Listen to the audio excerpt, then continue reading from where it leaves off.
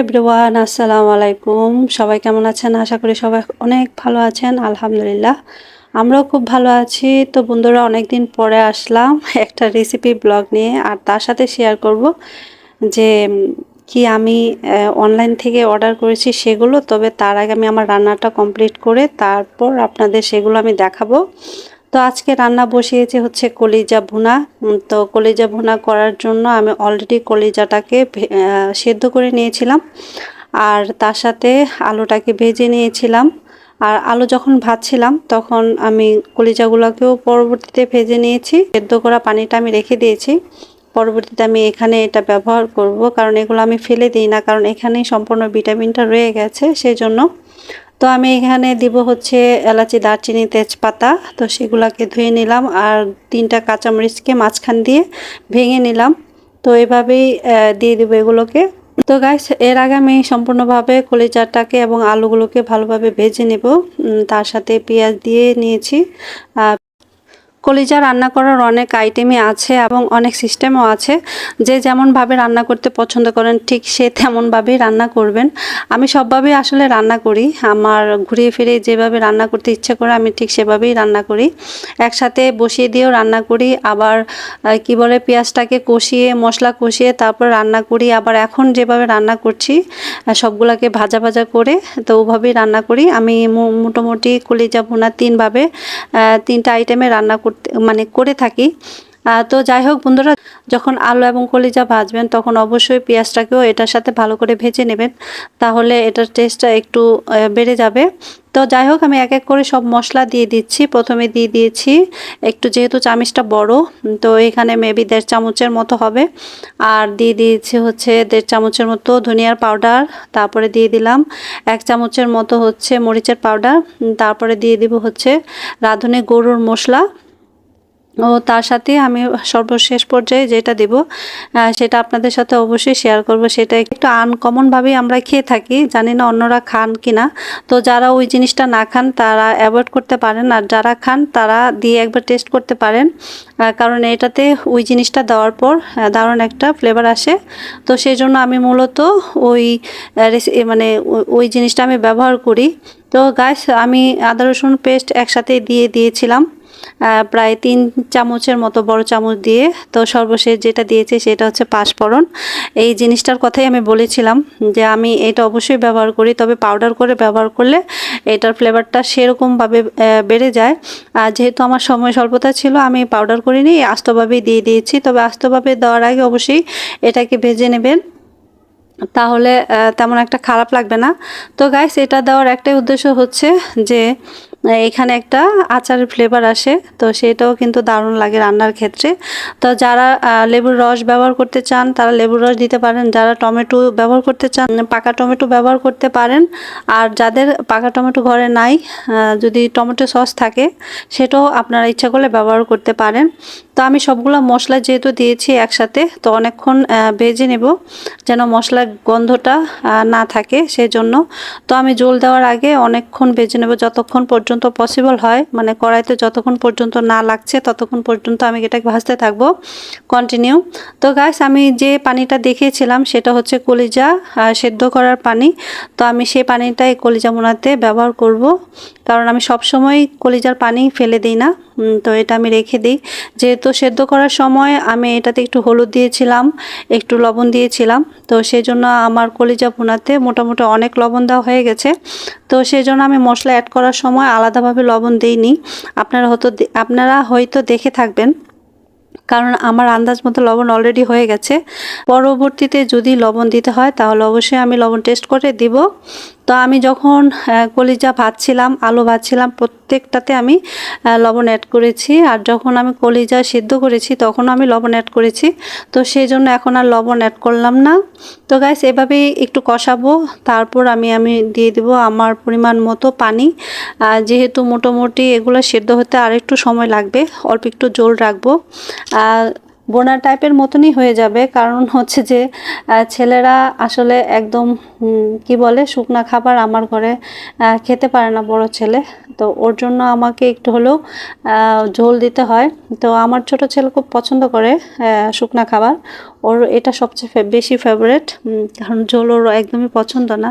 কারণ ও যখন ভাত খায় তখন মাখা মাখা করে খায় না, ও আলতোভাবে চামচ দিয়ে দিয়ে এভাবেই খায়, প্রত্যেকটা ভাত আলাদা আলাদা থাকে, ও এভাবেই খেতেই পছন্দ করে।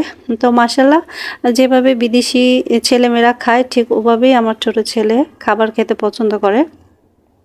তো গাইস এই যে এখানে হচ্ছে লবণ আর তেল আর লসনিগুলো এখানেই রাখি, কারণ আমার আসলে চুলার পাশে অত বেশি প্লেস নাই যে অনেক কিছু রাখতে পারবো, সেই জন্য আমি অনেক কিছু রাখতে পারি না।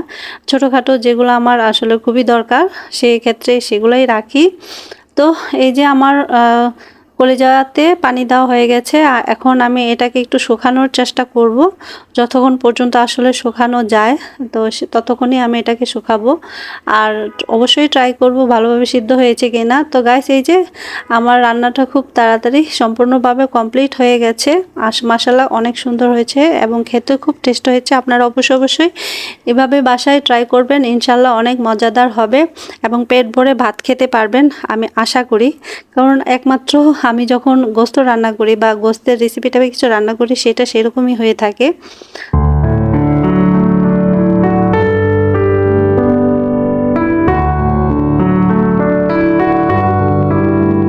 তো গাইস এই যে আমার কি পার্সেল আমি এনেছি দারাজ থেকে সেটা আপনাদের সাথে শেয়ার করছি। আসলে আপনারা বলতে পারেন যে আমাকে যে আপনি শুধু শপিং দেখাই, আসলে আমি দেখাই এই কারণেই, কারণ কোনো কিছু পার্সেল যখন আমি অর্ডার দেই আর সেগুলো যদি আপনাদের সাথে শেয়ার করতে না পারি তা আসলে আমার কাছে ভালো লাগে না। আমার আরেকটা চ্যানেল আছে রিনাস নেস্ট ইউটিউব চ্যানেল, আপনারা অবশ্যই সেই চ্যানেলে গিয়ে ঘুরে আসবেন। সেই চ্যানেলেও আমার দারাজের শপিং অনেক ভিডিও দেওয়া আছে, ইচ্ছা করলে আপনারা সেখানে গিয়েও ঘুরে আসতে পারেন। আমি এই ভিডিও ডিসক্রিপশন বক্সে চ্যানেলের লিঙ্কটা দিয়ে দিব, অবশ্যই ঘুরে আসবেন। তো গাইস আমি ভর্তা করার জন্য একটা সর্বপ্রথম যেটা দেখিয়েছি সেটা হচ্ছে ভর্তা মানে পুশ করার মেশিন, আর এটা হচ্ছে এক ফর্ম করার মেশিন।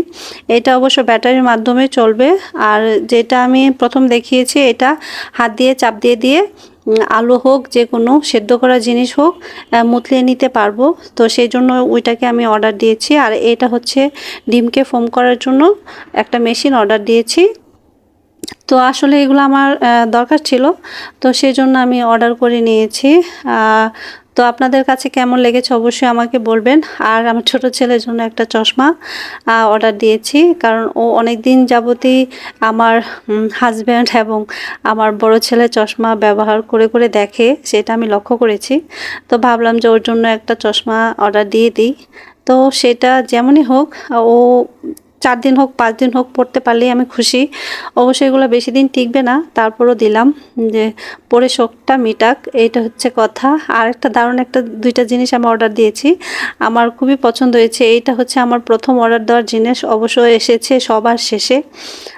সেটা হচ্ছে একটা কানের দুলের সেট আর ঘড়ি একসাথে এত অল্প দামে পেয়েছি, সেটা আসলে দেখেও কল্পনা করা যায় না। তারপরেও আমি দিলাম যে দেখি জিনিসটা ভালো হয় কিনা, কারণ ট্রাই করতে অসুবিধা কি, তো সেই জন্য আমি ট্রাই করলাম যে জিনিসগুলো ভালো হয় কিনা এত অল্প দামের রেটের মধ্যে। এটা হচ্ছে একটা ব্রেসলেট ঘড়ি, তো আমার কাছে দেখে খুব পছন্দ হয়েছে। আলহামদুলিল্লাহ যেমনটা চেয়েছি ঠিক তেমনটাই এসেছে। তো আরেকটা দিয়েছে হচ্ছে গলার সেট সহ হচ্ছে ঘড়ি, তো সেটাও আলহামদুলিল্লাহ খুব ভালো হয়েছে। তো আপনাদের দেখে কেমন লাগছে বা কেমন লেগেছে অবশ্যই আমাকে কমেন্টস করে বলবেন। আর যদি আমার ভিডিও দেখে আপনাদের ভালো লেগে থাকে তাহলে অবশ্যই আপনারা যেটাই বলেন না কেন আমাকে সেইটা দেখে আমার চ্যানেলটাকে অবশ্যই সাবস্ক্রাইব করে দিবেন, আর আমার ভিডিওটিতে একটি লাইক দিয়ে আমার পাশে থাকবেন। তো এটাই আমি আশা করব। তো এই হচ্ছে আমার সর্বশেষ পার্সেল, ঘড়িসহ গলার সেট। তো আলহামদুলিল্লাহ আমি খুব খুশি হয়েছি আসলে। আমার কি বলে সব জিনিস একরকম একই কালার জিনিস আমার খুবই পছন্দ। বিশেষ করে আমি সবুজ খুবই পছন্দ করি। সবুজ এবং কালো এই দুইটা কালার আমার খুবই পছন্দ। তো এখন অবশ্য আমি সব ধরনের কালারের জিনিস কাপড় সব কিছুই ব্যবহার করি, কারণ আগে এত কালার ব্যবহার করতাম না, আগে শুধু কালো জিনিসই ব্যবহার করতাম, এখন অলরেডি সব জিনিসই ব্যবহার করি। তো বন্ধুরা এই হচ্ছে আমার আজকের পার্সেল। তো আজকে যদি ভালো লাগে অবশ্যই বোনের ভিডিওটিতে একটি লাইক দিয়ে দিবেন। এই বলে আমি বিদায় নিয়ে নেব। সবাই ভালো থাকবেন, সুস্থ থাকবেন, নিজের দিকে খেয়াল রাখবেন। আর সবাই খুব খুব আমাদের জন্য দোয়া করবেন, আর আপনাদের জন্য অবশ্যই অবশ্যই আমি দোয়া করি। এই বলে বিদায় নিয়ে নিই। সবাইকে জানাই আসসালামু আলাইকুম, আল্লাহ হাফেজ।